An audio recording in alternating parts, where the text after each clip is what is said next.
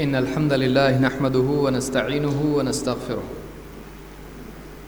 ونعوذ بالله من شرور أنفسنا ومن سيئات أعمالنا من يهده الله فلا مضل له ومن يضلل فلا هادي له وأشهد أن لا إله إلا الله وحده لا شريك له وأشهد أن محمدا عبده ورسوله أما بعد فإن خير الحديث كتاب الله وخير الهدي هدي محمد صلى الله عليه وعلى آله وسلم وشر الأمور محدثاتها وكل محدثة بدعة وكل بدعة ضلالة وكل ضلالة في النار. قال الله تبارك وتعالى قل تعالوا أتل ما حرم ربكم عليكم ألا تشركوا به شيئا وبالوالدين إحسانا. میرے محترم دینی بھائیوں اور قابل احترام اور بہنوں، پچھلے دروس میں قرآن کریم کی بعض آیات کا مطالعہ اور اس کی تفسیر کے سلسلے میں کچھ باتیں ہم نے سیکھیں، اور یہ قرآن کریم میں سورہ الانعام کی بعض آیات ہیں جن میں اللہ تعالیٰ نے سماج کی اصلاح کے لیے، انسان کی نجات کے لیے کچھ وصیتیں ساری انسانیت سے خطاب کرتے ہوئے سارے انسانوں کو کی ہیں، اور کل ملا کر یہ 10 باتیں ہیں جنہیں الوصایا العشرہ کہا جاتا ہے، 10 وصیتیں. اور ان 10 وصیتوں میں وہ بنیادی باتیں ہیں، وہ برائیاں ہیں جو سماج کو برباد کرتی ہیں. اگر ان برائیوں سے سماج کو بچایا جائے اور اس کے بالمقابل خوبیاں پیدا کی جائیں تو ایک سماج بہتر سماج بن سکتا ہے. اس میں سے بہت ساری باتیں ہم دیکھ چکے ہیں. میں اعادہ کرتے ہوئے دوبارہ کچھ باتیں آیتوں کو ہم دیکھ لیتے ہیں تاکہ پچھلی باتیں واپس سے ذہن میں تازہ ہو جائیں. اللہ تعالیٰ فرماتا ہے قُلْ تَعَالَوْا أَتْلُ مَا حَرَّمَ رَبُّكُمْ عَلَيْكُمْ. اے نبی آپ کہیے تعالوا آؤ، أَتْلُ مَا حَرَّمَ رَبُّكُمْ عَلَيْكُمْ، میں تمہیں پڑھ کر سناؤں تمہارے رب نے تم پر کیا حرام کیا ہے. اللہ تشرکوا بہ شیئا، اس نے تم پر حرام کیا ہے کہ تم اللہ کے ساتھ شرک کرو. اس نے تم کو حکم دیا ہے کہ تم اس کے ساتھ کسی کو شریک نہ کرو. تو محرمات لوگوں نے اپنے طور پر بنائے رکھے اور کسی چیز کو خود سے حرام قرار دیا. اللہ رب العالمین نے ان آیات میں بتلایا کہ واقعی سب سے بری چیز اور حرام چیز اللہ کے نزدیک شرک ہے.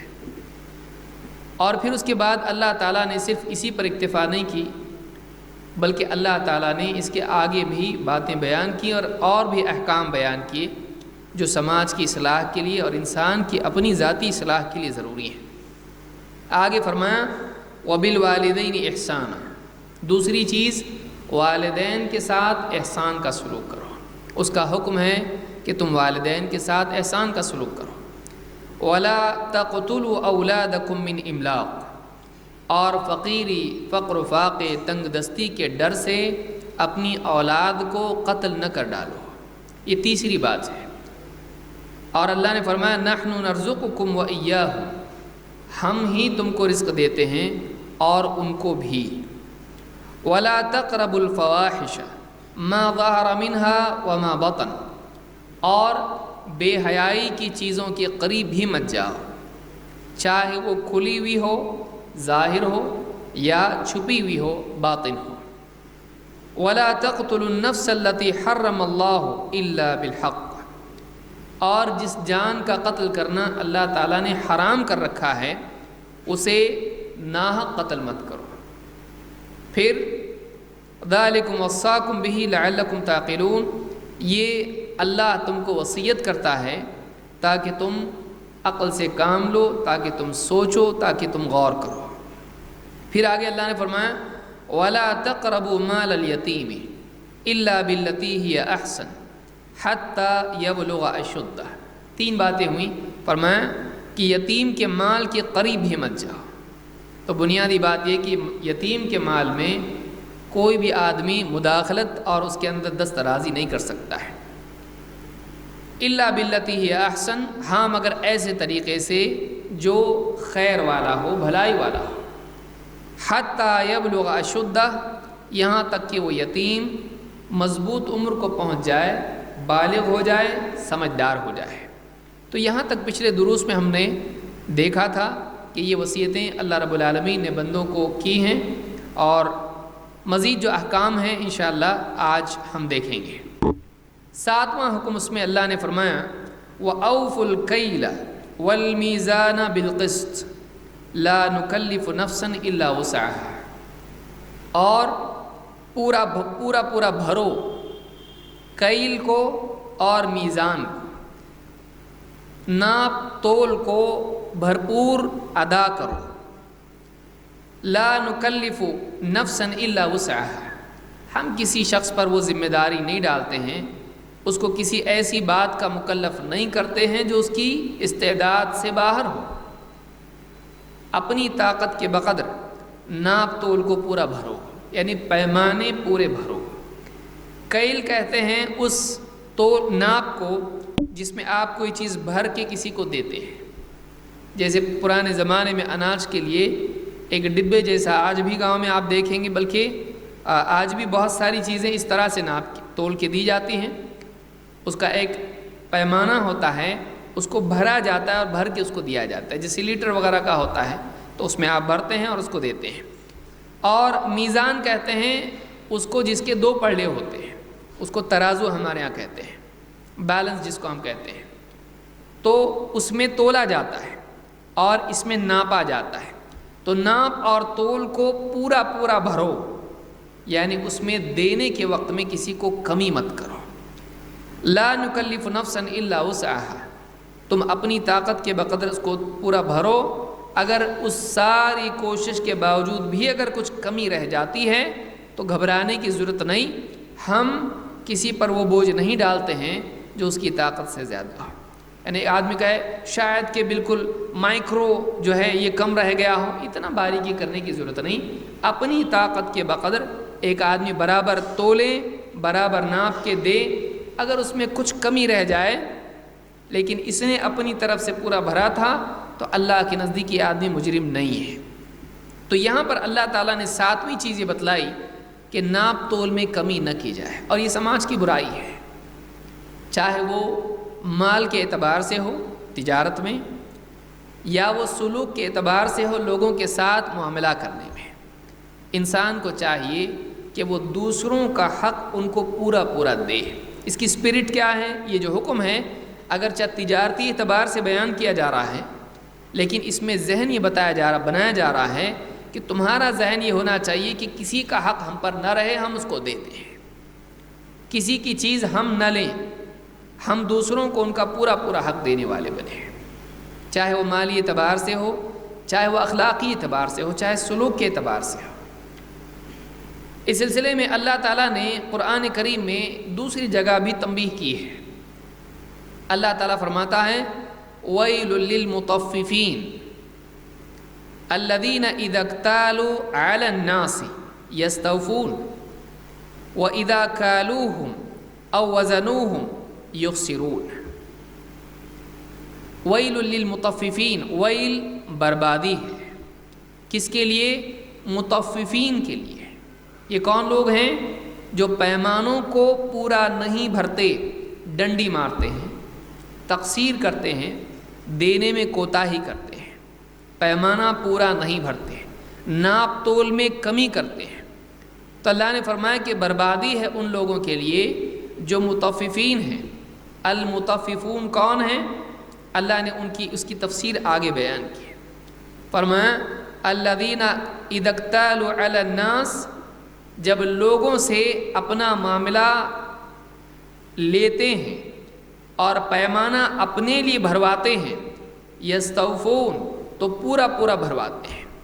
یعنی اگر کسی سے خرید رہے ہیں کچھ، کسی سے لے رہے ہیں کچھ، تو کہتے ہیں پورا بھرو، اور پورا بھرتا ہے تب قبول کرتے ہیں۔ پورا پیمانہ ان کی چاہت کے مطابق اور پورا لبریز ہو جاتا ہے، پورا فل ہو جاتا ہے لینے کا پیمانہ، اس کو پورا پورا بھر کے لیتے ہیں. اور وَإِذَا كَالُوهُمْ أَوْ وَزَنُوهُمْ، اور ان کا حال یہ ہے کہ جب ناپ تول کا معاملہ ان کا آتا ہے کہ کسی کو دینا ہے تو کہتے ہیں، اللہ فرماتا ہے یخسرون، اس میں خسارہ، کوتاہی، کمی کرتے ہیں. اور یہ ایک بڑی برائی ہے انسان کی. یہ صرف مال اور تجارت میں نہیں ہے بلکہ انسان کے مزاج میں یہ برائی ہے. آدمی جب دوسروں سے اپنا حق وصول کرنا چاہتا ہے تو چاہتا ہے کہ وہ حق پورا پورا دے، لیکن جب اس کا موقع آتا ہے کہ وہ دوسروں کا حق ادا کرے تو یہاں پر کوتاہی کرتا ہے. یہ سماج کی ایک برائی ہے کہ سماج میں انسان کی نگاہ اپنے حقوق پر ہوتی ہے، ذمہ داریوں پر نہیں. اسلام انسان کا ذہن بنانا چاہتا ہے کہ انسان کی نگاہ اپنی ذمہ داری پر، اس کے حقوق اپنی جگہ ہیں، اس کو حق ہے کہ وہ اپنا حق مانگے. لیکن یہ انسان اگر واقعی انسان ایک انصاف پسند انسان ہے، حق پسند انسان ہے، اور وہ چاہتا ہے کہ سماج میں، معاشرے میں انصاف آئے، عدل آئے، تو عدل تو دونوں طرف سے ہونا چاہیے، لینے میں بھی دینے میں بھی. اگر واقعی کوئی انسان عدل کا شیدائی ہے، عدل و انصاف کا دیوانہ ہے، تو اس کو چاہیے کہ وہ صرف لینے میں عدل نہ کرے بلکہ دینے میں بھی عدل کرے. لیکن اگر ایک انسان صرف لیتے وقت انصاف کی بات کرے اور دیتے وقت میں انصاف بھول جائے تو یہ انسان انصاف والا نہیں ہے، یہ اپنی غرض کے لیے انصاف کی بات کر رہا ہے. ایک ہوتا ہے انصاف، واقعی انصاف، اور ایک ہوتا ہے کہ ایک آدمی اپنی غرض کے لیے انصاف کی بات کر رہا ہے، وہ اپنی چیز چاہتا ہے اس لیے انصاف کی دہائی دے رہا ہے، لیکن جب دوسروں کا حق دینے کا معاملہ آئے گا تو یہ حق نہیں دے گا. حق کھا جائے گا، زمین کھا جائے گا، بہنوں کی جائیداد کھا جائے گا. لیکن جب اپنی جائیداد کا معاملہ آئے تو بتائے گا دیکھو میری جائیداد میں میرا حصہ نہیں ملا. لیکن جب خود اس کو دینے کا موقع آئے گا کھا جائے گا.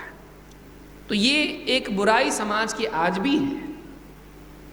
یہ صرف ناپ تول کا معاملہ نہیں ہے، یہ ایک مینٹالٹی ہے جو اللہ نے اس آیت میں بیان کی ہے کہ بربادی ہے ناپ تول میں کمی کرنے والوں کے لیے، دوسروں کا حق مارنے والوں کے لیے، کہ جب اپنی باری آتی ہے تو سامنے والے سے اپنا حق پورا پورا وصول کرتے ہیں، لیکن جب دوسروں کو دینے کا موقع آتا ہے تو پھر اس میں کمی کر کے دیتے ہیں. یہ کمی ان کی ناانصافی کی علامت ہے، اور ان کی زبان سے انصاف کی بات کرنا ان کی اپنی غرض کی بنیاد پر ہے. آدمی دیکھیے مثال کے طور پر، چاہے مال میں ہو، سلوک میں بھی ہو، آدمی کے ساتھ جب بدسلوکی ہوتی ہے، بد اخلاقی ہوتی ہے، کچھ بھی غلط کام ہوتا ہے تو آدمی دوسروں کی شکایت کرتا، انہوں نے ایسا کرنا چاہیے تھا، ایسا نہیں کرنا چاہیے تھا، انہوں نے ایسے مجھ سے بات کرنی چاہیے تھی، انہوں نے میرے ساتھ ایسا معاملہ کرنا چاہیے تھا. لیکن جب خود اس کا موقع آتا ہے تو یہ دوسروں کے ساتھ ویسا کرتا ہے. مثلا ایک انسان دوسروں سے اپنے بارے میں جو توقعات رکھتا ہے، جو امید رکھتا ہے کہ دوسروں نے میرے ساتھ ایسا سلوک کرنا چاہیے، میرا حق ہے، ٹھیک ہے بھائی، لیکن کیا یہ خود دوسروں کے ساتھ ویسا سلوک کرتا ہے؟ یہ امید کرتا ہے، توقع کرتا ہے کہ دوسرے میرے دکھ درد میں میرے کام آئیں. کیا یہ خود دوسروں کے دکھ درد میں کام آتا ہے؟ نہیں. یہ چاہتا ہے کہ دوسرے اس کی خوشی میں خوش ہوں، حسد نہ کریں. کیا یہ دوسروں کی کامیابی پر خوش ہوتا ہے یا حسد کرتا ہے؟ ایک انسان اپنے بارے میں وہ باتیں بھول جاتا ہے جو دوسروں کے بارے میں یاد رکھتا ہے. لہذا اصل ایمان کا کمال یہ ہے اور اصل اخلاق کا پیمانہ یہ ہے کہ ایک انسان اپنے اور دوسروں کے لیے ایک پیمانہ استعمال کرے.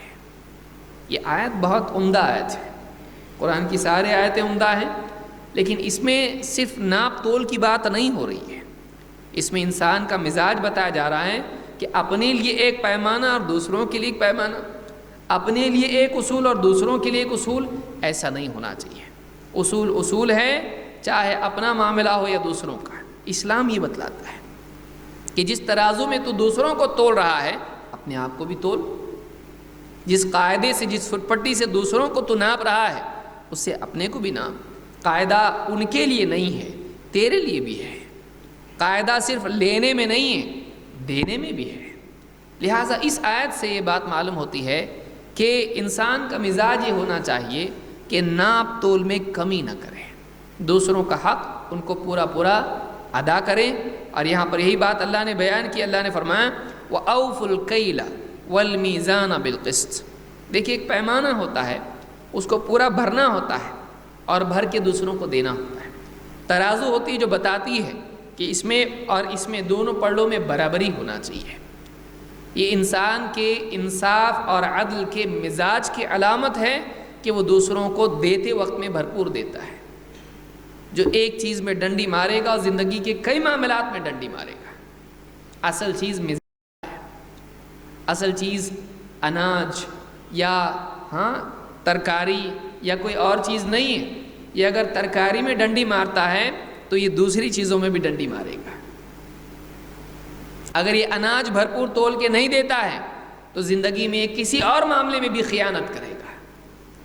اسی لیے کہا جاتا ہے کہ جو کھیل میں دھوکہ دیتا ہے وہ زندگی میں بھی دھوکہ دے سکتا ہے۔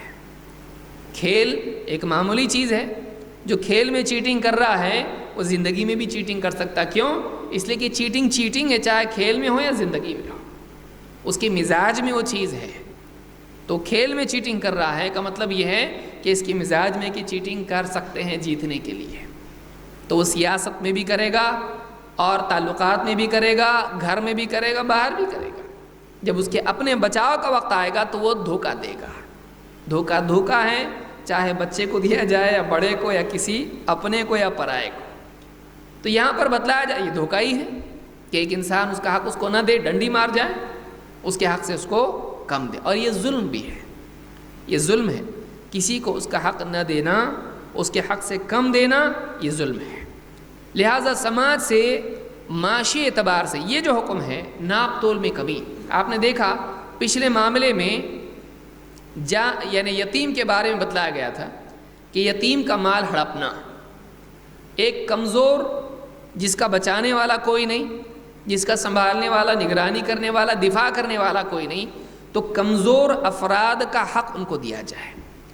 اسی طرح سے معاشی اعتبار سے بزنس، لین دین، ایک ہوتا ہے کسی سے غصب کرنا طاقت کے بلبوتے پر۔ انسان کے پاس دو صلاحیتیں ہیں، ایک عقل اور ایک طاقت، ذہن اور جسم، ظاہر اور باطن۔ یتیم سے آدمی طاقت کے ذریعے چھینتا ہے، اس کا حق اس کو نہیں دیتا ہے۔ اور جو ڈیلنگز ہوتی ہیں، لین دین ہوتا ہے، تجارت ہوتی ہے، اس میں چالاکی اور چال بازی اور دھوکے سے آدمی دوسرے کا مال لیتا ہے۔ یہ دونوں طریقے غلط ہیں۔ ظلماً کسی کی چیز لے لینا کمزور سے، جیسا کہ یتیم ہے، اور دوسرے یہ کہ عقل کا استعمال کر کے چالاکی، دھوکے بازی اور سیٹنگ کر کے ترازو کے اندر یا کسی بھی چیز کے اندر، میٹر کے اندر یا کسی بھی چیز میں ایک آدمی دوسرے کا حق مارے، تو یہ کیا ہے؟ عقل کے ذریعے سے چالاکی، دھوکے بازی کے ذریعے سے دوسروں کا حق ان سے چھیننا یا ان کو ان کے اصل حق سے کم دینا۔ یہ بہت بڑا بگاڑ ہے، اس سے سماج کا توازن خراب ہوتا ہے، یہاں سے ظلم کی بنیاد پڑتی ہے، دھوکہ دھوکے کو جنم دیتا ہے۔ آپ دیکھیے سادہ بات، آپ دیکھیے ایک آدمی مثال کے طور پر مسجد میں آیا، نماز پڑھ، اب دیکھیے مینٹالٹی، دیکھیے واقعات ذہن کو بتاتے ہیں۔ ایک آدمی مسجد میں آیا، اس نے نماز پڑھی، اللہ اکبر، السلام علیکم ورحمۃ اللہ، السلام علیکم ورحمۃ اللہ، باہر آیا، دیکھا چپل نہیں۔ اب آپ دیکھیے اس کے ذہن میں کیا چل رہا ہے، وہ دیکھتا ہے میرے جیسی چپل دوسرے کی کوئی ہے کیا، ایک، یا وہ کہتا ہے کہ میری گئی تو میں کسی اور کی لوں گا۔ لوگ بھی اس کو کیا مشورہ دیتے؟ پہن لو کوئی بھی، تمہاری گئی، وہ دوسرے نے اس کی چوری کی ہے، لیکن وہ کیا کرتا ہے؟ اپنا بدلہ کسی اور سے لیتا ہے۔ یہ مینٹالٹی انسان کی کہ ایک ظلم، ایک دھوکہ، کسی اور نے اس کی چوری کر لی چپل، اب یہ کیا کرتا ہے؟ اس کو اپنا حق سمجھتا ہے، میرا گیا میں کیوں چھوڑوں، میں کسی اور سے وصول کروں گا۔ تو ایک ظلم دوسرے ظلم کو وجود دیتا ہے، ایک بگاڑ دوسرے بگاڑ کو وجود دیتا ہے، ایک دھوکہ دوسرے دھوکے کو جنم دیتا ہے۔ اسی لیے آپ دیکھیں گے کہ ایک آدمی کو مثال کے طور پر کسی نے دھوکہ دیا، اب وہ آدمی اسی کیٹیگری کے دوسرے آدمی کو دھوکہ دے کے اپنے ذہن کو تسکین دیتا ہے کہ ہاں ایک آدمی نے میرے ساتھ ایسا کیا تھا، اب اسی لائن والے کے ساتھ میں ویسا ہی کروں گا۔ تو برائی برائی کو جنم دیتی ہے، ظلم ظلم کو جنم دیتا ہے۔ معاشرے کے اندر ایک آدمی ایک جگہ دھوکہ دے رہا ہے، وہ دھوکہ خود نہیں دے رہا ہے، وہ دھوکے کا سسٹم بنا رہا ہے، وہ سماج میں اس کو رواج دے رہا ہے۔ کیونکہ ایک آدمی دھوکہ کھائے گا، وہ یہ جسٹیفائی کرے گا کہ میرے ساتھ دھوکہ ہوا ہے، میں بھی دوسروں کو دھوکہ دوں گا، میں بھی دے سکتا ہوں۔ لہٰذا اللہ تعالیٰ نے اس سے منع کیا ہے، اور اللہ تعالیٰ نے اس چیز کو حرام قرار دیا ہے کہ دوسروں کا حق مارا جائے۔ حدیث میں اللہ کے نبی صلی اللہ علیہ وسلم نے مزید تفصیل سے اس کا نقصان بیان کیا ہے کہ ناپ تول میں کمی کا کیا نقصان ہوتا ہے۔ آپ فرماتے ہیں خمس بخمس، 5 چیزوں سے 5 چیزیں پیدا ہوتی ہیں، 5 چیزوں کے بدلے 5 چیزیں اللہ کی طرف سے بطور عذاب لا دی جاتی ہیں۔ کیا ہے؟ ما نقض قوم العہد الا سلط علیہم عدوہ، جو قوم عہد توڑتی ہے، کسی کے ساتھ ایک قوم نے دوسری قوم سے عہد کیا ہم جنگ نہیں کریں گے، تمہارا آدمی ہمارے آئے گا، امن سے رہے گا، سیکیورٹی ملے گی، یا کسی اور معاملے میں تجارتی اعتبار سے، جان کے اعتبار سے، مال کے اعتبار سے، جنگ کے اعتبار سے کوئی پیکٹ کیا، کوئی معاہدہ کیا، ٹریٹی کیا۔ جب کوئی قوم کسی سے معاہدہ کرتی ہے اور اس معاہدے کو توڑتی ہے، ما نقض قوم العہد الا سلط علیہم عدوہ، جب بھی وہ عہد توڑتی ہے اس قوم پر اس کے دشمن کو مسلط کر دیا جاتا ہے۔ جس قوم کے اندر عہد توڑنا ہوتا ہے، دشمنوں کی طاقت اتنی بڑھ جاتی ہے کہ وہ اس پر مسلط ہو جاتے ہیں۔ بے اصول قوم مغلوب ہو جاتی ہے، بے اصول قوم جو عہد کی پاسداری نہیں کر سکتی ہے وہ مغلوبیت کا شکار ہو جاتی ہے۔ وما، اسے معلوم ہوتا ہے کہ مغلوبیت اپنی کوتاہی کا نتیجہ ہوتا ہے، یہ اللہ کا ظلم نہیں ہے، اور اللہ تعالیٰ کا بندوں کو ان کے حال پر چھوڑنا نہیں ہے، بلکہ اللہ کی طرف سے سزا ہوتی ہے کہ جب قوم عہد توڑتی ہے تو پھر اللہ تعالیٰ دشمن کو اس پر غلبہ دے دیتا ہے۔ وما حکموا بغیر ما انزل اللہ الا فشا فیہم الفقر، اور جب لوگوں کا حال یہ ہو جاتا ہے کہ اللہ کے نازل کیے ہوئے علم، اللہ کی نازل کی ہوئی شریعت، اللہ کے بھیجے ہوئے حکم کے مطابق وہ فیصلے نہیں کرتے ہیں، حلال و حرام کے اعتبار سے، آپس کے تعلقات کے اعتبار سے، حقوق کے اعتبار سے، لین دین کے اعتبار سے، جب فیصلے اللہ کے نازل کیے ہوئے علم اور شریعت کے مطابق نہیں کرتے ہیں، کیا ہوتا ہے؟ الا فشا فیہم الفقر، اس قوم میں محتاجی عام ہو جاتی ہے،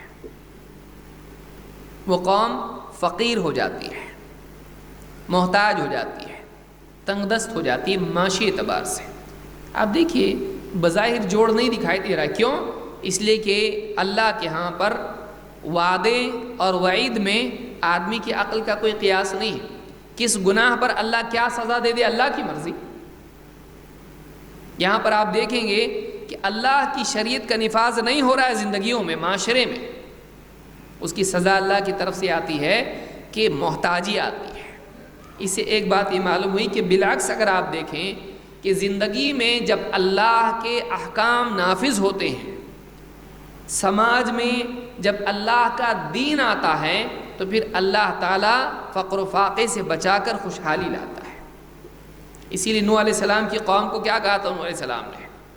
تم استغفار کرو، توبہ کرو، یعنی اپنی گناہ کی زندگی کو چھوڑ کر توحید اور اللہ کی فرما برداری کی زندگی اختیار کرو، تمہارے لیے اللہ آسمان سے بارش برسائے گا، تمہارے لیے نہریں دے گا، باغات دے گا، اولاد سے تم کو طاقت دے گا۔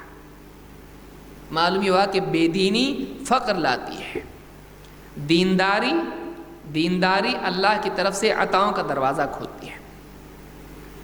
تو یہاں پر یہ بات معلوم ہوئی کہ جب اللہ تعالیٰ کی شریعت کا نفاذ نہیں ہوتا ہے زمین پر، معاشرے میں اللہ تعالیٰ کے حکموں کو نافذ نہیں کیا جاتا ہے، زندگی میں اللہ کے دین کو نہیں لایا جاتا ہے، گھروں سے دین نکل جاتا ہے، اللہ کے حکم کے مطابق فیصلے نہیں ہوتے ہیں، قرآن و سنت کے مطابق فیصلے نہیں ہوتے ہیں، بلکہ خواہشات اور رسم و رواج کی بنیاد پر فیصلے ہوتے ہیں، تو فقر و فاقہ عام ہو جاتا ہے۔ دوسری سزا ہے نمبر 3، وَلَا ظَهَرَتْ فِيهِمُ الْفَاحِشَةُ إِلَّا فَشَا فِيهِمُ الْمَوْتِ۔ سماج میں جب بے حیائی عام ہوتی ہے، بے حیائی فاحشہ ہم سے پہلے دیکھ چکے ہیں، فاحشہ کا لفظ عریانیت اور زنا دونوں کے لیے آتا ہے۔ عریانیت نیوڈیٹی، عریانیت اگر سماج میں آ جاتی ہے، پردہ نکل جاتا ہے اور لباس کے اعتبار سے اپنی چھپانے کی جگہوں کو بھی عورتیں اور مرد نہیں چھپاتے ہیں، سماج میں بے حیائی عام ہوتی ہے اور زنا بڑھ جاتا ہے، تو سماج کے لیے سزا اللہ کی کیا ہے؟ الا فشا فیہم الموت، اس معاشرے کے اندر موت عام ہو جاتی ہے۔ اس کی سادہ مثال آپ دیکھیں گے ایڈز کی بیماری، زنا جب عام ہو گیا مغرب میں تو ایڈز بھی عام ہو گیا اور اس کے ذریعے سے اس کا اب تک علاج نہیں ہے۔ اور عریانیت کی وجہ سے عورت جب سماج کے لیے اٹریکشن بن جاتی ہے تو ظاہر بات ہے کہ اس کے چاہنے والے کئی ہوں گے، جب وہ سب کو لبھائے گی اور آپس میں دشمنیاں اور آپس میں قتل و غارت گری اس سے بھی عام ہو جاتی ہے۔ تو وَلَا ظَهَرَتْ فِيهِمُ الْفَاحِشَةُ إِلَّا فَشَا فِيهِمُ الْمَوْتِ، جب بے حیائی سماج میں عام ہوتی ہے، خصوصاً زنا، تو پھر موت بھی عام ہو جاتی ہے۔ وَلَا تَطْفَفُ الْمِكْيَالَ إِلَّا مُنِعُ النَّبَاتَ وَأُخِذُ بِالسِّنِينَ، یہ اصل ہے جس کے لیے ہم نے اس حدیث کا مطالعہ کیا ہے۔ کیا ہے؟ وَلَا تَطْفَفُ الْمِكْيَالَ، جب ناپ اور پیمانہ اس کو پورا نہیں بھرا جاتا ہے دیتے وقت، بلکہ لوگوں کو کم کر کے آدمی دیتا ہے، پیمانے کاٹ کے اپنی طرف سے کمی کر کے تقسیر کر کے آدمی دوسروں کو دیتا ہے، اللہ جب سماج میں عام ہو جاتا ہے، تاجروں کا یہی حال ہو جاتا ہے، اللہ منع النبات وأخذ بالسنین، تو سزا کیا آتی ہے؟ پیداوار نہیں ہوتی ہے اور سوکھا پڑتا ہے، پیداوار نہیں ہوتی ہے۔ تو پیداوار میں کمی، دیکھیے تم دوسروں کو کم دو گے، ہم تم کو کم دیں گے، تم دوسروں کی ڈنڈی مارو گے، ہم اپنی طرف سے تم کو کم دیں گے، تم اس لائق نہیں ہے کہ تم کو پورا دیا جائے، ہم تم کو بارش نہیں دیں گے، ہم تم کو زمین سے اگنے نہیں دیں گے، بلکہ بارش کبھی دیں گے تو اتنی دیں گے کہ فصلیں خراب کر دیں گے۔ ایسا بھی ہوتا ہے، سوکھا بھی اور گیلا بھی۔ بتائیے، بہت سوکھا ہو گیا، اناج نہیں اگ رہا، بارش نہیں ہو رہی ہے، تو پیداوار کم، ٹھیک ہے۔ اتنی بارش کہ گیلا ہو گیا، پیداوار سڑ گئی، پیداوار پھر کم۔ اللہ چاہے تو سوکھا کر کے پیداوار کو کم کرے، اللہ چاہے تو پھر اتنا گیلا کر دے کہ پیداوار سڑا دے، اللہ جو چاہے کر سکتا ہے۔ کب ہوتا ہے؟ جب تم دینے میں تقصیر کرو گے، ہم بھی دینے میں کمی کریں گے، تمہاری کوتاہی ہماری سزا۔ اسی لیے کہا وَلَا تَطْفَفُ الْمِكْيَالَ، جب وہ پیمانوں کو تقصیر کے ساتھ کم کر کے بھرتے ہیں دیتے وقت، إِلَّا مُنِعُ النَّبَاتِ، تو پیداوار روک دی جاتی ہے۔ اور وَأُخِذُ بِالسِّنِينَ، سنین سوکھا کو کہتے ہیں، قحط سالی کو کہتے ہیں، تو قحط سالی کا شکار ہو جاتے ہیں۔ وَلَا مَنَعُ الزَّكَاةَ وَإِلَّا حُبِسَ عَنْهُمُ الْقَطْرُ، اور جب زکوٰۃ کو روکتے ہیں تو اللہ کی طرف سے کیا ہوتا ہے؟ بارش بھی روک دی جاتی ہے۔ قحط میں اور بارش نہ ہونے میں فرق ہے۔ بارش زیادہ ہو کم سے کم پینے تو ملے گا بھائی، کھانے کو نہیں مل رہا ہے. لیکن اللہ تعالیٰ بارش روک لے تو پینے کو بھی نہیں ملے گا تم کو، اور کھانے کو بھی نہیں ملے گا. دونوں میں فرق ہے. کبھی ایسا ہوتا ہے کہ اللہ اتنی بارش کر دیتا ہے کہ فصلیں خراب ہوتی ہیں لیکن پانی اچھا ہوتا ہے.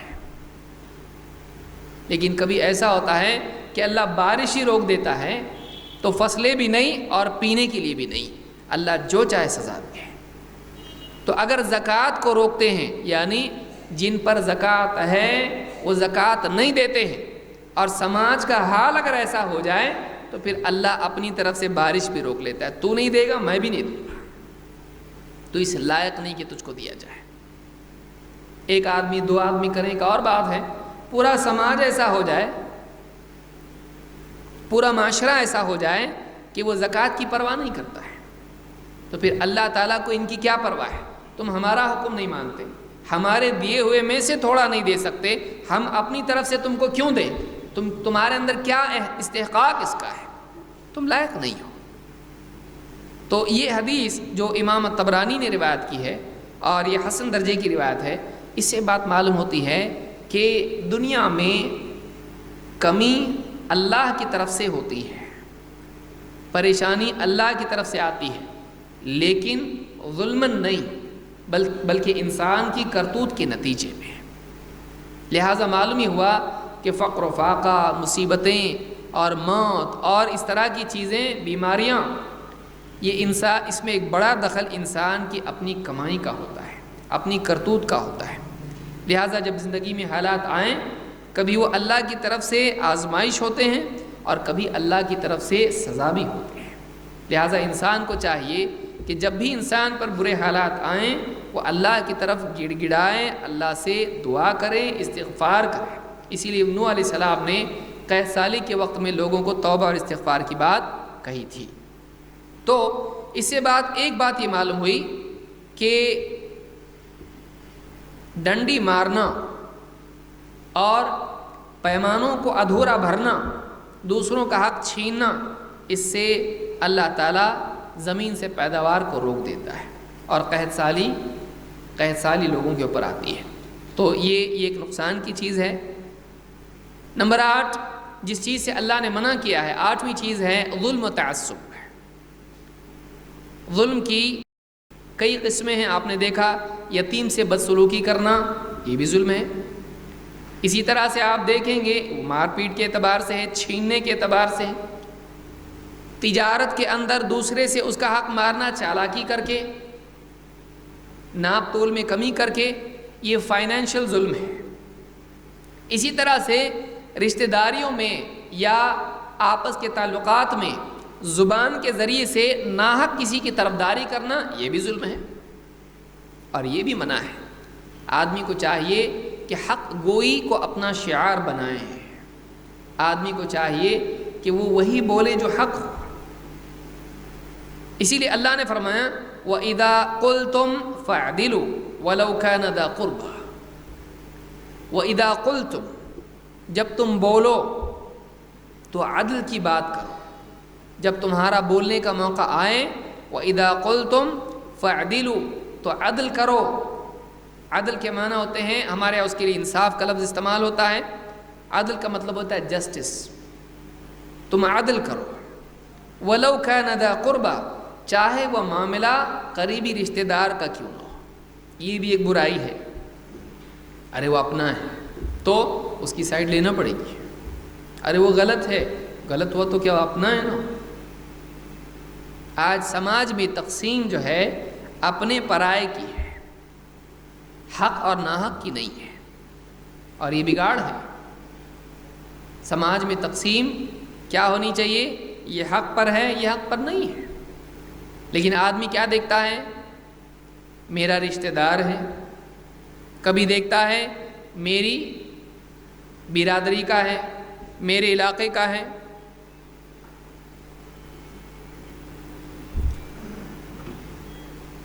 کبھی دیکھتا ہے کہ یہ رشتہ دار ہے، میری جماعت کا ہے، اپنی جماعت کا اس کا ساتھ دینا پڑے گا. ارے وہ غلط ہے، نہیں اپنی جماعت کا ہے. تو یہ جو جماعت بندی، فرقہ واریت اور رشتہ داری اور اپنا اور پرایا بھید بھاؤ، قومیت، ہماری قوم تمہاری قوم، کالا گورا، مالدار غریب، تاجر اور نوکر، اس طرح کی جو تقسیمیں ہیں، تو یہ ساری تقسیمات انسانوں کو بانٹتی ہیں، اور ان تقسیمات میں آدمی عدل کو بھول جاتا ہے۔ اللہ تعالیٰ نے فرمایا اپنا بھی ہو، عدل کی بات کرنی پڑے گی، اس کی بات بھی سنی، اس کی بات بھی سنی، اپنا پرایا نہیں چلے گا۔ صحیح بات کس کی ہے؟ تم کو حق بات کو قبول کرنا پڑے گا، اس کی تائید کرنی پڑے گی اپنے قول سے۔ وَإِذَا قُلْتُمْ فَاعْدِلُوا، جب تم بولو تو عدل کی بات بولو، عدل و انصاف تمہاری بات میں ہونا چاہیے۔ مثلا دو آدمیوں کا جھگڑا ہے، اب ایک آدمی اپنا ہے، ایک پرایا ہے، دونوں آ کے سامنے بیٹھ کے بتائیے کس کی بات صحیح ہے۔ ابھی دیکھ رہا اگر میں نے اس کے حق میں فیصلہ دیا، میرا رشتہ دار ناراض ہو جائے گا، میرا دوست ہے، میرا بھائی ہے، میرا اس کے ساتھ لین دین ہے، تو بات تو تمہاری بھی صحیح ہے لیکن ان کی بھی صحیح ہے۔ اکثر ایسا نہیں ہوتا ہے کہ ایک آدمی جس کی صحیح ہے اس کی غلط بول کے جس کی غلط ہے اس کو صحیح بولے، بہت کم ہوتا ہے ایسا۔ اس میں ایک بیچ کا راستہ ہے، عقل مند راستہ، وہ کیا ہے؟ تم بھی صحیح، تم بھی صحیح۔ کیوں؟ مجھ کو کسی سے جھگڑا کرنا نہیں، تم دونوں کے بیچ میں کیوں دشمن بنوں بھائی؟ تو ایک آدمی کیا کرتا ہے کہ ایک ناحق کو بھی حق بتلا دیتا ہے، ایک غلط کو بھی صحیح بول دیتا ہے۔ یہ کیوں ہوتا ہے؟ یہ جرت کی کمی کی وجہ سے ہوتا ہے، یہ اللہ کے ڈر کے کم ہونے اور مخلوق کے ڈر کے زیادہ ہونے کی وجہ سے ہوتا ہے، جڑ یہ ہے اس کی۔ کیوں بھائی کیا ایسا؟ اللہ کا ڈر کم ہے اور لوگوں کا ڈر زیادہ ہے۔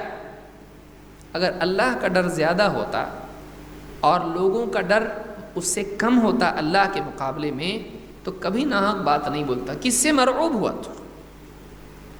آج معاشرہ ہمارا کیسا ہے؟ ایک آدمی میں جرت نہیں بولنے کی، یہ غلط ہے۔ کیوں؟ میں کیوں بولوں، میں کیوں بولوں، غلط ہے۔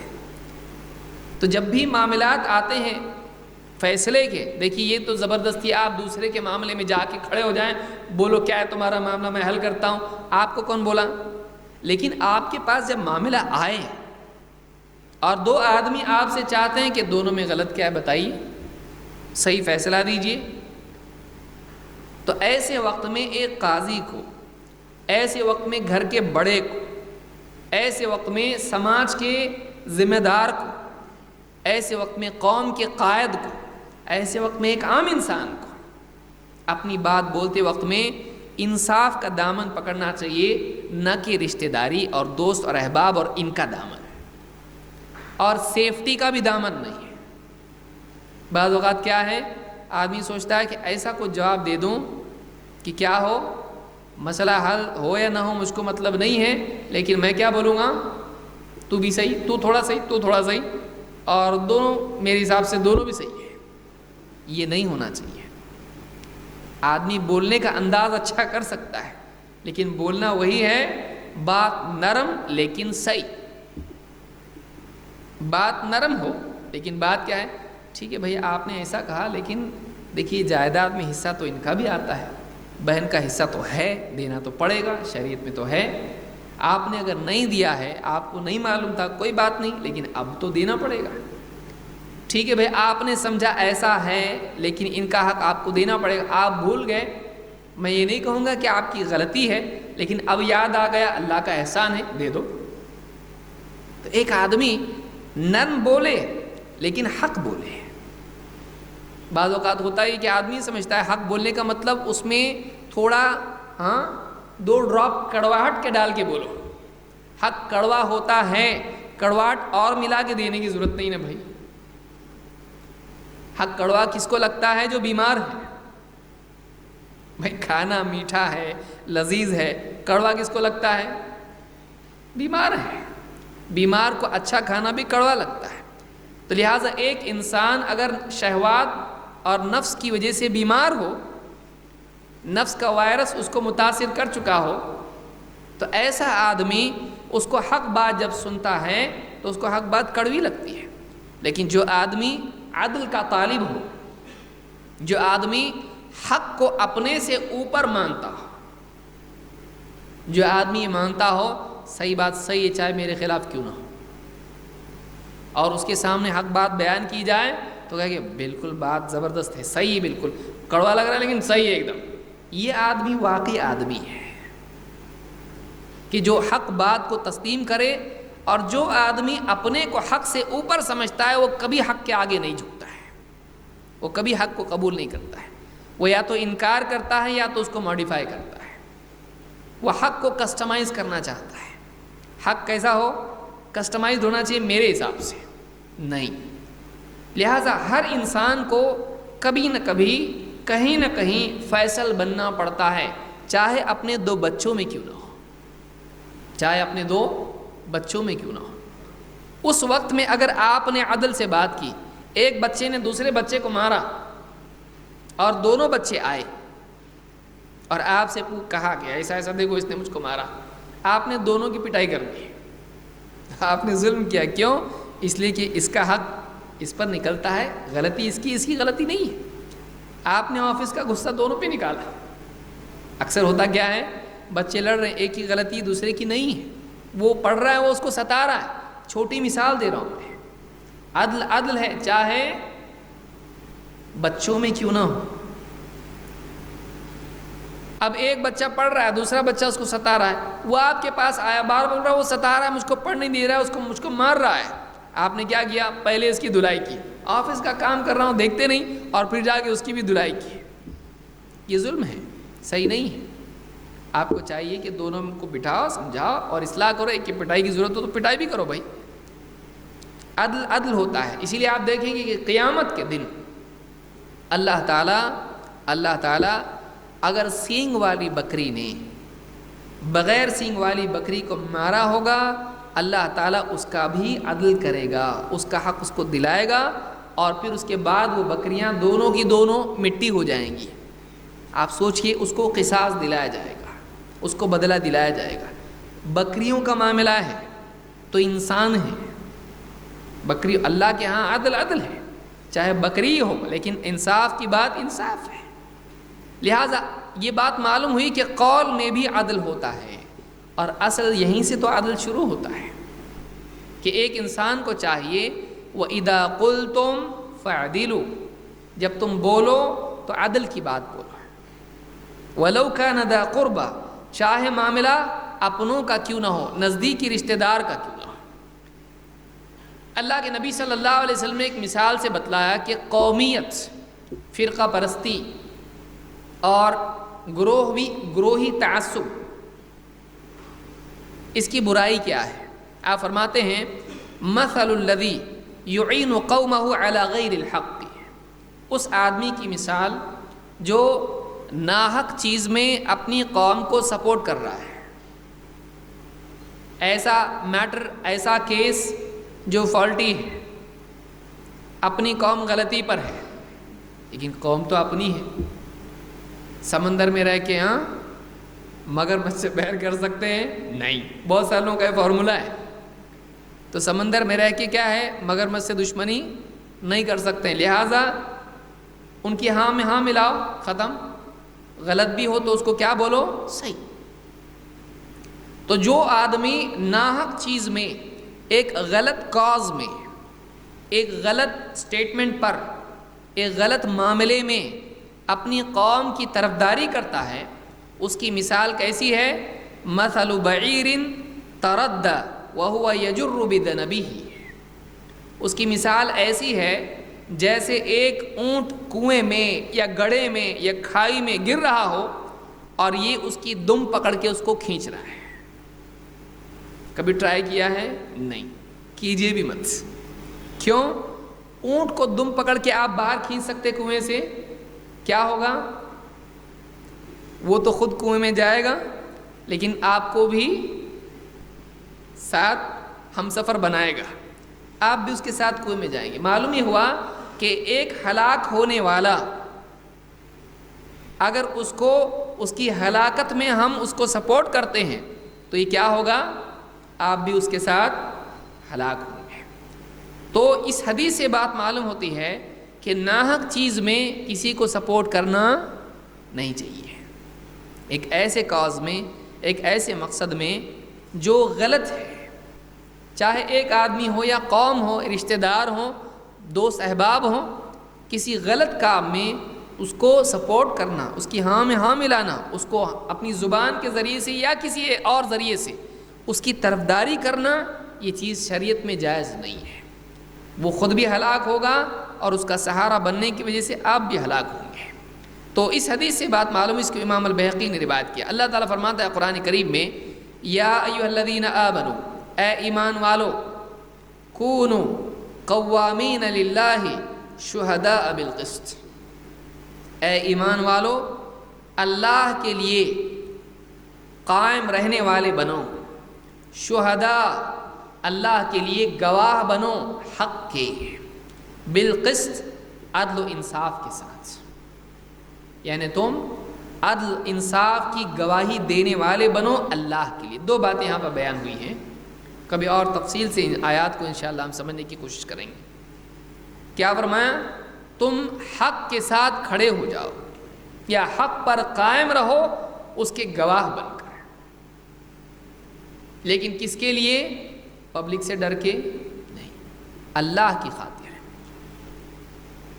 کہ ڈر ہے نقصان کا، عزت کا، پھر بھی اس کے باوجود حق بولنے کے لیے کھڑے ہو جاؤ جب تم سے مطالبہ کیا جائے، اور وہ اللہ کے لیے کرو، شہرت کے لیے بھی نہیں، شہرت کے لیے بھی نہیں، مخلوق کے ڈر کی وجہ سے بھی نہیں، اللہ کی خاطر کہ کل قیامت کے دن اللہ کو جواب دینا ہے، اور میرے پاس ایک امانت ہے، مجھ کو گواہی دینی پڑے گی، مجھ سے پوچھا جا رہا ہے، عدل کی بات مجھ کو کرنی پڑے گی۔ تو اللہ کی خاطر تم، قسط کا مطلب ہوتا ہے عدل، قسط کا مطلب ہوتا ہے عدل و انصاف، جسٹس، تم قسط کے ساتھ اللہ کی خاطر کھڑے ہو جاؤ جب بھی تم سے مطالبہ ہو۔ کونوا قوامین للہ، اللہ کے لیے کھڑے ہونے والے، گواہ بن کر عدل و انصاف کے ساتھ میں۔ اس میں ساری چیزیں آتی ہیں، کفر کے دور میں ایمان کی دعوت دینا، شرک کے ماحول میں توحید کی بات کرنا، یہ ساری چیزیں اس میں آتی ہیں۔ ایک بگڑے ہوئے سماج میں سنت کو عام کرنے کے لیے حق بات بولنا، یہ بھی آتا ہے اس میں۔ بدعات اور خرافات کے ماحول میں حق بیانی کرنا۔ مفتی صاحب کے پاس گئے، مالدار صاحب، کہا مفتی صاحب یہ چلتا ہے کیا؟ اتنا برا نہیں ہے، چلتا ہے، نہ کرو تو ٹھیک ہے لیکن چل جائے گا۔ غریب صاحب گئے، بالکل نہیں کرنا۔ کیوں؟ آپ کا فتویٰ ان کے لیے الگ، ان کے لیے الگ، ان کے لیے ایک دم نہیں چلتا ہے کیونکہ یہ کیا بگاڑے گا میرا، لیکن یہ مالدار ہے، اس کی خوشامد کے لیے اس کو کرنا ہے۔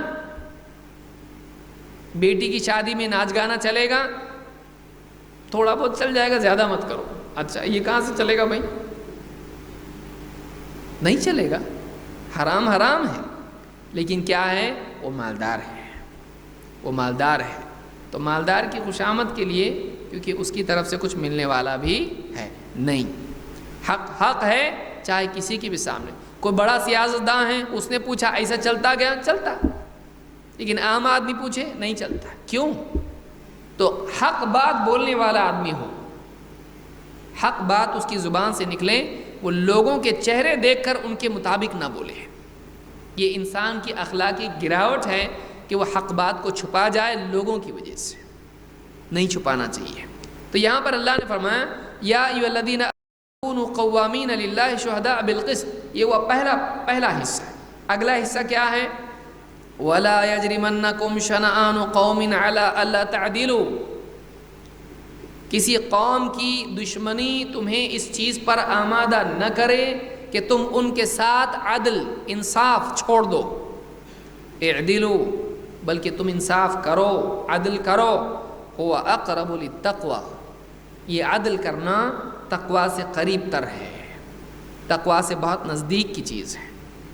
تو ایک تو یہ ہے کہ دنیاوی فائدے کے لیے آدمی عدل و انصاف چھوڑ دے، اور دوسرا یہ کہ دشمنی کی وجہ سے ایک انسان عدل و انصاف چھوڑ دے، دونوں بھی برا ہے، دونوں بھی برا ہے۔ بلکہ آدمی کو چاہیے کہ ہر معاملے میں، قول و عمل میں عدل و انصاف کا دامن چھوڑے نہیں، بلکہ جب بھی بولے انصاف کی بات بولے۔ تو یہ کچھ چیزیں ہیں جو اللہ نے بیان کی ہیں۔ اللہ کے نبی صلی اللہ علیہ وسلم فرماتے ہیں وَقُلِ الْحَقَّ وَلَوْ عَلَى نَفْسِكَ، حق بات بول، وَقُلِ الْحَقَّ، حق بات بول، وَلَوْ عَلَى نَفْسِكَ، چاہے وہ تیرے اپنے خلاف کیوں نہ ہو۔ اس کے لیے بہت بڑا جگر چاہیے آدمی کو۔ حق بات بول چاہے وہ تیرے خلاف کیوں نہ ہو۔ مثلا ایک حدیث پہلے لگتی تھی کہ صحیح ہے، اب فیمس ہو گئی، اب اس پہ عمل شروع ہو گیا، بعد میں جا کے تحقیق کی، معلوم پڑا کہ ضعیف ہے۔ اب اگر بتائیں گے ضعیف ہے، لوگ بولیں گے اتنا سب ہم عمل کرتے آئے، اب کیا؟ تو عزت نہ کٹ جائے گی لوگوں کے اندر، لہٰذا آدمی حق چھپا جائے نہیں۔ آدمی کو چاہیے کہ اپنی خلاف بھی اگر تحقیق آتی ہے تو اس کو بیان کرے۔ تحقیق ہمیشہ اپنے فیور میں آئے گی ایسا ہے؟ بھائی کسی مسئلے پر اختلاف ہوا، اب کاٹھی کے چیک کرتے ہیں، گئے کتابوں میں دیکھے، علماء سے پوچھے، سارا مسئلہ تحقیق کرنے کے بعد سامنے آیا کہ میرے خلاف جواب جا رہا ہے۔ اب یہ سب سے زیادہ تکلیف کا مقام ہوتا ہے کہ ساری تحقیق کرنے کے بعد وہ فتویٰ کیا ہو رہا ہے؟ میرے خلاف جا رہا ہے۔ تو آدمی کا دل کیا چاہتا ہے ایسے وقت میں؟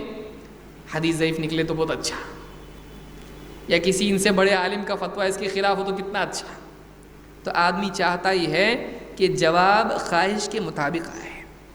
اگر آ بھی جائے جواب اس کی خواہش کے مطابق تو اس نے عمل خواہش پر کیا، شریعت پر نہیں۔ اس نے عمل کس پہ کیا؟ خواہش پہ کیا۔ اسی لیے آج بہت سارے لوگ کیا کرتے ہیں، ایک عالم سے پوچھا، عالم ایسا جواب دیا جو پسند نہیں آیا، یہ کچھ کام کا نہیں۔ دوسرے عالم، نمبر اپنے پاس سارے عالموں کے ہیں، پوچھتے رہو پوچھتے رہو پوچھتے رہو، یہاں تک کہ کوئی نہ کوئی تو ملے گا۔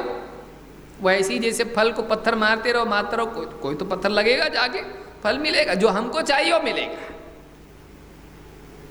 تو جب تم ٹرائی کرو اور سکسیڈ نہ ہو تو ٹرائی اگین، تو آدمی دوسرے عالم کو فون کرتا ہے۔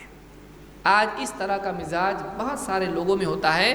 یہ مزاج کے بگاڑ کی علامت ہے کہ آپ چاہتے ہیں کہ قول فیصلہ آپ کے مطابق ہو، حق کے مطابق نہیں۔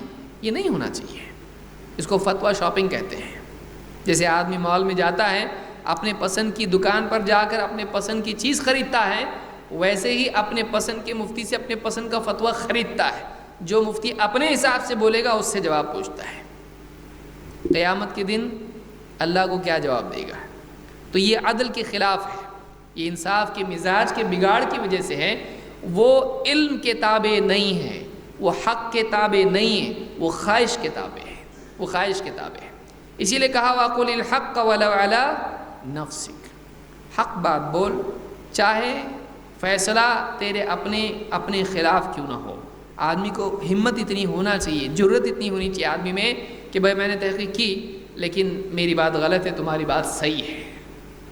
چاہے سامنے والا کہے دیکھو ہاں کیسا بولا تھا نا میں نے، بہت تکلیف ہوتی نا ایسے وقت میں، بہت تکلیف ہوتی، بہت دکھ ہوتا ہے کہ سامنے والا کہہ رہا بولا تھا میں نے تم کو ایسے، کتنا بولا تم نے سنے نہیں، اڑ گئے اپنی بات پہ، دیکھو میری بات صحیح نکلی نا، بہت دکھ ہوتا ہے۔ لیکن حق آدمی کو بولنا چاہیے، ہاں بھائی تیری بات صحیح ہے، میری بات غلط ہے۔ وَقُلِ الْحَقَّ وَلَوْ عَلَى نَفْسِكَ، کیوں؟ اس لیے کہ اس سے وقتی طور پر تکلیف ہوتی ہے، لیکن دل پر دھوکے، خیانت، جھوٹ اور خواہش پرستی کی جو پرت چڑھ جاتی ہے وہ صاف ہو جاتی ہے۔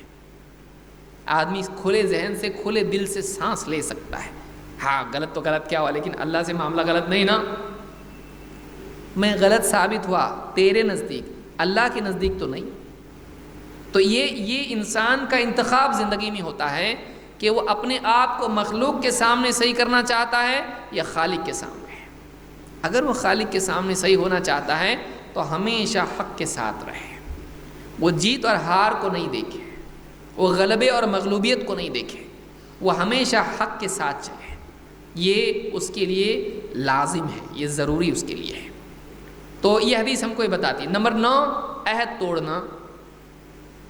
9ویں برائی جو آیت میں اللہ نے بیان کی وہ کیا ہے؟ پچھلی بات ہم نے دیکھی کہ آدمی عدل و انصاف پر قائم رہے اور ظلم اور تعصب کہتے ہیں باعث کو، تعصب کرنا، طرفداری، ناحق طرفداری نہیں ہونا چاہیے۔ ظلم، فیصلہ کرتے وقت میں ناحق کسی اور کے لیے فیصلہ دے دے، نہیں، بلکہ قولی اعتبار سے آدمی کو حق کو سپورٹ کرنا چاہیے، ناحق کو نہیں، حق کے فیور میں بولنا چاہیے، غلط کے فیور میں نہیں۔ ٹھیک، آگے بڑھتے ہیں۔ اللہ نے فرمایا وَبِعَهْدِ اللَّهِ أَوْفُوا ذَلِكُمْ وَصَّاكُمْ بِهِ لَعَلَّكُمْ تَذَكَّرُونَ۔ وَبِعَهْدِ اللَّهِ أَوْفُوا، اور اللہ سے کیے ہوئے عہد کو پورا کرو، اور اللہ سے جو تمہارا عہد ہے اس کو پورا کرو۔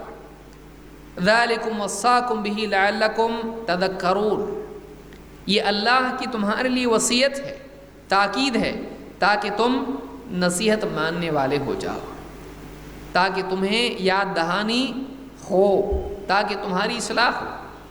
تو یہاں پر اللہ تعالیٰ نے ایک اور چیز بتلائی اور سماج کی برائی جس کی طرف اشارہ کیا وہ ہے عہد توڑنا۔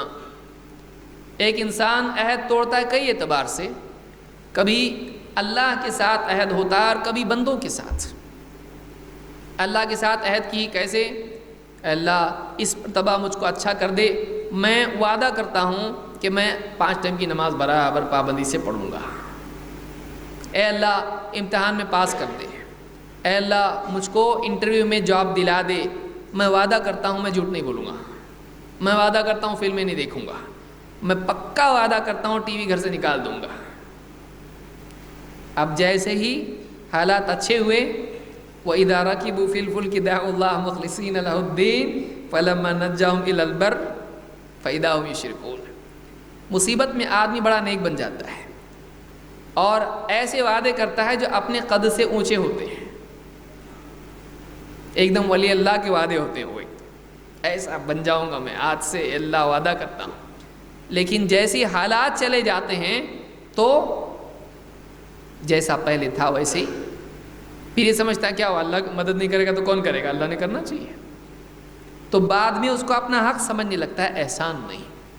لہٰذا انسان جو ہے اس طرح سے عہد کبھی اللہ سے کرتا ہے، کبھی نظر نیاز کی اللہ سے، نظر کی اے اللہ بیٹا ہوگا نا تو اس کو میں دین پہ چلاؤں گا، کائے کا دین پہ چلا رہا ہے، ناچ گانا سکھا رہا ہے اس کو، گڈو مڈو بنا کے رکھ دیا اس کو دین نہیں سکھایا، کچھ نہیں سکھایا، کچھ نہیں، بہت بڑی بڑی بات ہے، اللہ 5 بیٹیاں ہوئی، ایک بیٹا دے دے اس کو، ایک دم دیندار اللہ والا بنا دوں گا میں۔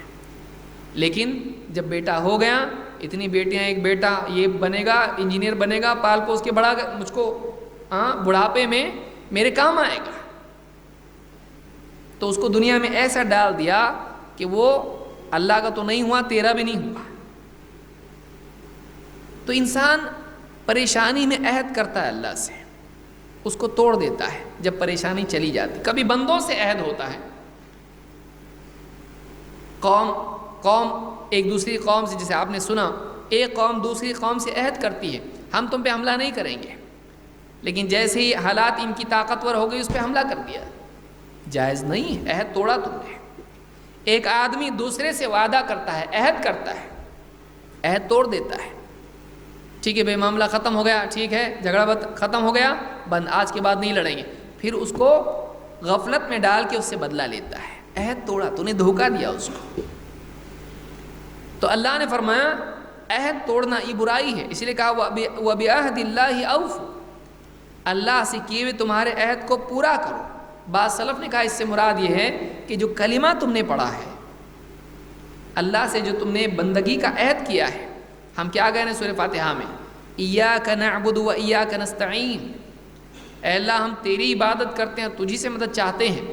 اللہ کی بندگی کا جو عہد ہے، اللہ کی فرمانبرداری تیری زندگی میں ہونا چاہیے، اللہ ہی کی تو عبادت کرے اور زندگی میں اللہ ہی کے حکموں پہ چلے، تیری زندگی میں فرمانبرداری اللہ کی ہونا چاہیے۔ جب اس کو اپنا رب مانا ہے اس سے مانگ، کسی اور سے نہیں۔ جب تو نے اس کو اپنا معبود مانا ہے اس کی عبادت کر، اس کے حکموں کی فرما برداری کر، اس کے سوا کسی اور کے آگے اپنے سر کو مت جھکا۔ تو یہ جو عہد ہے بندگی کا، الست بربکم، کیا میں تمہارا رب نہیں ہوں؟ قالوا بلا، سب نے کہا تھا ہاں آف کورس، انگلش میں کہیں گے یقیناً، بے شک تو ہی تو ہمارا رب ہے، اور کون ہے؟ وہ جو ربوبیت کا اقرار تو نے کیا تھا اس کو نبھا۔ جب وہ رب ہے تو اس سے مانگ، جب وہ رب ہے تو اس کے آگے جھک، اس کو اپنا مالک، اپنا معبود بنا، کسی اور کو نہیں، نفس کو نہیں، سماج کو نہیں، کسی اور کو نہیں، خواہشات کو نہیں، شیطان کو نہیں، اسی کو اپنا مالک بنا۔ وَبِعَهْدِ اللَّهِ أَوْفُوا، اور جو لوگوں سے تو نے عہد کیا ہے، وعدہ کیا ہے، اس کو پورا کر۔ جو بھی وعدہ کیا ہے اس کو پورا کر، چاہے بچے سے وعدہ کیا ہو، چاہے بیوی سے وعدہ کیا، چاہے دوست سے کیا ہو، چاہے اجنبی سے وعدہ کیا ہو، اس کو پورا کر۔ اگر تیری طاقت میں ہے یقیناً اس کو پورا کر۔ ایسے وعدے مت کر جس کو پورا نہیں کر سکتا، ایسے وعدے بھی مت کر جس کو پورے نہیں کر سکتا ہے۔ آدمی مصیبت میں وعدے کر لیتا ہے، لیکن جب مصیبت ٹل جاتی ہے، جیسے مثال کے طور پر کسی سے قرض لیا، 1 تاریخ کو آپ کو بالکل آپ گھر پہ رہو میں لا کے دیتا آپ کو، ایک اگلے مہینے کی بھی آ گئی، لیکن ان کے دیدار تو نہیں، ان کی آواز کی بھی سننے کا شرف نہیں ہو رہا ہے، بلکہ ان کو ادھر سے کال آ رہا ہے تو کٹ ہو رہا ہے، بلکہ نمبر ہی بدل دیا۔ کیوں؟ 50 لاکھ ہے، جتنی رقم بڑی اتنے ملنے چانسز ملنے کے کم۔ وعدہ کیا پورا نہیں، چاہے وعدہ وقت کا ہو، مال کا ہو، کسی بھی چیز کا ہو، بچے سے بھی وعدہ کیا ہے اس کو پورا کرنا چاہیے۔ بیٹا شام کو میں کیا لاؤں؟ کوئی بات نہیں، بولو بھائی، اچھا ٹھیک ہے، چاکلیٹ لائیے، آئس کریم لائیے، ٹھیک ہے۔ کائے کا وعدہ پورا نہیں، بچے سے بھی وعدہ پورا ہونا چاہیے۔ تو اللہ نے فرمایا کہ وہ بِعَهْدِ اللَّهِ أَوْفُوا، اللہ سے کیے ہوئے عہد کو پورا کرو۔ ذَلِكُمْ وَصَّاكُمْ بِهِ لَعَلَّكُمْ تَذَكَّرُونَ، یہ اللہ کی تمہارے لیے وصیت ہے تاکہ تم نصیحت مانو۔ اللہ نے فرمایا وَأَوْفُوا بِعَهْدِ اللَّهِ إِذَا عَاهَدتُّمْ، جب تم اللہ سے کوئی عہد کرو تو اس کو پورا بھی کرو۔ وَلَا تَنْقُضُوا الْأَيْمَانَ بَعْدَ تَوْكِيدِهَا، اور اپنی قسموں کو پختہ کرنے کے بعد توڑو مت۔ آدمی قسم کھا لیتا ہے، میں قسم کھاتا ہوں کہ ایسا کروں گا، میں قسم کھاتا ہوں کہ ایسا نہیں کروں گا۔ قسم کھانے کے بعد ان قسموں کو توڑو مت۔ اگر گناہ کی قسم ہے تو توڑنا پڑے گا۔ میں قسم کھاتا ہوں کہ کسی مسلمان سے بات ہی نہیں کروں گا، یہ قسم بیہودہ قسم ہے، اس کو توڑنا پڑے گا، اس لیے کہ یہ قطع رحمی کی قسم ہے، یہ جائز نہیں ہے، ایسی قسم صحیح نہیں ہے۔ قسم کھا لیا کہ میں اس مسجد میں ہی نہیں جاؤں گا، کون بولا آپ کو؟ اللہ کا گھر ہے وہ بھائی، ایسی قسمیں صحیح نہیں ہے۔ یا قسم کھا لے آدمی کہ میں زندگی بھر ٹھنڈا پانی نہیں پیوں گا، یہ کون سی قسم ہے؟ اس طرح کی قسمیں جائز نہیں ہے۔ لیکن اگر کوئی واقعی قسم کھائی ہے، کوئی نظر مانی ہے، کوئی وعدہ کیا ہے، اللہ سے کوئی عہد کیا ہے تو پورا کر اس کو پختہ ہونے کے بعد توڑ مت۔ وَقَدْ جَعَلْتُمُ اللَّهَ عَلَيْكُمْ كَفِيلًا، جب کہ تم نے اللہ تعالیٰ کو اپنے آپس کے اس معاملے میں ضامن بنا لیا ہے۔ یعنی جب 2 لوگ آپس میں مل کر کسی کاغذ پر دستخط کر لیے، ایک عہد کر لیے اور بالکل بات پختہ ہو گئی، اب اس وعدے کو، اس عہد کو، اس ٹریٹی کو، چاہے زبانی ہو کاغذ پر نہ ہو، پختہ وعدہ کرنے کے بعد اس کو توڑنا نہیں چاہیے۔ کیوں؟ اس لیے کہ اس معاملے میں ہم نے کس کو بنایا ہے؟ اپنا ضامن، اللہ کو اپنے اوپر فیصل تسلیم کیا ہے، اب اللہ کو اپنا گواہ ہم نے بنایا ہے۔ وَقَدْ جَعَلْتُمُ اللَّهَ عَلَيْكُمْ كَفِيلًا، اللہ کو تم نے اپنا کفیل، اپنا ضامن، اپنا نگراں، اپنے معاملات اس کے سپرد تم نے کیے ہیں، تو تم اب عہد کی پاسداری کرنا تمہارے لیے ضروری ہے۔ تو یہ بھی ایک قوم کی برائی ہے کہ عہد کر کے اس کو توڑنا، وعدہ کر کے اس کو نہ نبھانا۔ اللہ تعالیٰ فرماتا ہے وَأَوْفُوا بِالْعَهْدِ إِنَّ الْعَهْدَ كَانَ مَسْئُولًا، عہد پورا کرو، عہد کو پورا کرو، تم سے عہد کی پوچھ ہونے والی ہے۔ تم نے کسی سے اگر کوئی وعدہ کیا ہے، اگر کسی سے کوئی عہد کیا ہے، اگر کوئی قسم کھائی ہے، کوئی نذر کی ہے، کوئی عہد کیا ہے، اس کو پورا کرو. قیامت کے دن اللہ تعالیٰ اگر تم نے پورا نہیں کیا تمہاری پکڑ ہوگی، قیامت کے دن اس کا محاسبہ ہونے والا ہے. لہٰذا ایک سماج کا بگاڑ یہ بھی ہے کہ ایک انسان عہد کرتا ہے، قسمیں کھاتا ہے، نذریں مانتا ہے، وعدے کرتا ہے، لیکن اس کو پورا نہیں کرتا ہے. یہ بھی بگاڑ ہے. اللہ کے نبی صلی اللہ علیہ وسلم نے اس چیز کو نفاق کی علامت قرار دیا ہے. آپ فرماتے ہیں اربعن من کن فی، 4 چیزیں ہیں اگر یہ چاروں چیزیں کسی انسان کے اندر پائی جائیں کان منافقا خالصا، وہ پکا منافق ہے. اگر 4 چیزیں کسی آدمی میں پائی جائیں تو وہ پکا منافق ہے. کان منافقا خالصا من کانت فیہ خصلۃ ومن کانت فیہ خصلۃ منہن کانت فیہ خصلۃ من النفاق حتی یدعها. اور اگر ان میں سے کوئی ایک چیز کسی میں ہے تو اس آدمی کے اندر نفاق کی ایک خصلت ہے، یعنی اس میں بھی عیب ہے، یہاں تک کہ اس کو چھوڑ دے. کیا ہے وہ؟ آپ نے فرمایا اذا اؤتمن خان، جب بھی اس کے پاس امانت رکھی جائے وہ اس میں خیانت کرے. جب بھی اس کے پاس امانت رکھی جائے وہ اس میں خیانت کرے. وَإِذَا حَدَّثَ كَذَبَ، بات کریں تو جھوٹ بولے. جب بھی بات کرتا ہے اس کی بات چیت میں، اس میٹنگ میں، اس گفتگو میں جھوٹ آتا ہی ہے. جھوٹ نہیں بولے ایسا ہوتا ہی نہیں ہے. جب بھی امانت ہو خیانت، جب بھی بات کرے جھوٹ اس کی زندگی میں ہے، جھوٹ کا عادی ہے. وَإِذَا عَاهَدَ غَدَرَ، جب کسی سے عہد کرتا ہے دغا بازی کرتا ہے. بے فکر رہو کچھ نہیں ہوگا، دھوکہ دیتا ہے. جب بھی کسی سے عہد کرتا ہے غدر کرتا ہے، دھوکہ دیتا ہے. اور وَإِذَا خَاصَمَ فَجَرَ، اور جب بھی کسی سے ان بن ہو جاتی ہے، جب بھی کسی سے جھگڑا ہوتا ہے گالی گلوچ تک نوبت آ جاتی ہے، بد زبانی پہ آ جاتا ہے، گندی گندی گالیاں دیتا ہے. تو ایسا آدمی آپ فرماتے ہیں کہ جس کا حال یہ ہو جائے یہ منافق ہے. 4 چیزیں ہیں کہ جب امانت رکھی جائے تو خیانت کرے. اس کے عام مزاج میں خیانت ہو، کبھی کبھار خیانت کر لیا ایسا نہیں، وہ بھی گناہ ہے، لیکن یہ کہ عام مزاج میں خیانت، جھوٹ اور وعدہ خلافی، عہد کا توڑنا اور اسی طرح سے جھگڑے. وَإِذَا خَاصَمَ فَجَرَ، گندی زبان ہو جانا جب بھی جھگڑا ہو. یہ چاروں چیزیں جس میں ہیں، پورا پیکج، ساری چیزیں اس کے اندر پائی جاتی ہیں اور اس میں دوام ہے. دونوں باتیں یاد رکھیں، اس میں چاروں چیزیں ہوں اور اس کا دوام ہے، ہمیشہ کا معمول جب بن جائے آپ فرماتے کہ یہ منافق ہے، یہ آدمی منافق ہے. یعنی یہ منافق کی پکی علامات ہیں. اللہ ہم سب کی حفاظت فرمائے. یہ بخاری اور مسلم کی روایت ہے. اس سے بات معلوم ہوتی ہے کہ عہد کر کے دھوکہ دینا، غدر کرنا جس کو کہتے ہیں، عہد کر کے نہ نبھانا، کسی کو وعدہ کر کے دھوکہ دینا، امان دے کر اس کے ساتھ غداری کرنا، یہ ساری چیزیں مومن کی صفات نہیں ہیں، یہ نفاق ہے، یہ اللہ کی بے خوفی کی علامت ہے. تو یہ کچھ برائیاں تھیں سماج کی. انشاءاللہ آخری بات ہم اگلے ہفتے دیکھیں گے کہ آخری وصیت اللہ نے کی ہے، اس کو ہم انشاءاللہ سمجھنے کی کوشش کریں گے. تو ان آیات کو ہم نے سمجھا اور آخری نقطہ جو باقی رہا انشاءاللہ اگلے درس میں اس کو ہم سمجھنے کی کوشش کریں گے. اقول ھذا واستغفر اللہ لی ولکم. عشاء بعد آج انشاءاللہ درس نہیں ہوگا، لیکن اگلے ہفتے سے